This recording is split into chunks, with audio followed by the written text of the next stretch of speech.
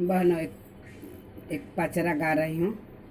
बहनों एक पचरा गा रही हूँ, आप लोग को अच्छा लगेगा तो शेयर करिएगा, कमेंट और सब्सक्राइब करिएगा और मेरा गाना प्लीज़ पूरा सुनिएगा। गीत माता जी का पचरा है। नदिया के तीरवा एक नीमिया के पेड़वा हो कि ओही मुँह के ना। नदिया के तीरवा एक नीमिया के पेड़वा हो कि ओही मुँह की ना। सातो मैया के नैहरवा हो कि ओही मुँह की ना। सातो मैया के नैहरवा हो कि ओही मुँह की ना। सातो मैया के नैहरवा हो कि ओही मुँह की ना। नदिया किनारे सब ताकेले सेवकवा हो कि कबो आई है ना। हमरो सातो हो मयरिया हो कि कबो आई है ना। नदिया किनारे सब देखेले भगतवा हो कि कब आई है ना। हमारो सातो हो मयरिया हो कि कब आई है ना।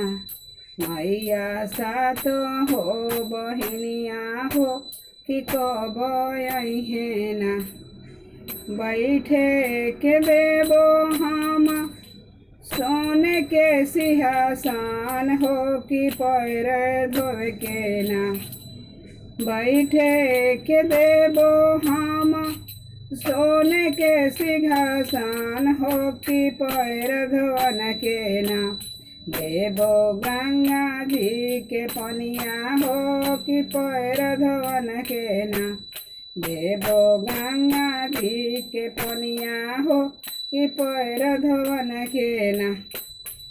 खाए के देवो मैया के खोखड़े बतसवा हो कि पिए के देवो ना। खाए के देवो मैया के खोखड़े बतसवा हो कि पिए के देवो ना। मैया के काला सा के पनिया हो कि पिए के देवो ना। मैया के काला सा के पनिया हो कि पिए के देवो ना। मैया के काला सा के पनिया हो कि पिए के देवो ना। पहिरे के देवो मई के लहंगा पटोरवा हो कि करे के देवो ना। पहिने के देवो मई के लहंगा पटोरवा हो कि करे के देवो ना। माई के सोरा हो सिंगरवा हो कि करे के देवो ना। माई के सोरा हो सिंगरवा हो कि करे के देवो ना। माई के सोरा हो सिंगरवा हो कि करे के देवो ना। सोवे के देवो मैया के पान के पतैया हो कि ओढ़ के देवो ना। सोवे के देवो मैया के पान के पतैया हो कि ओढ़ के देवो ना। हम लाला की ओढ़निया हो कि ओढ़ के देवो ना।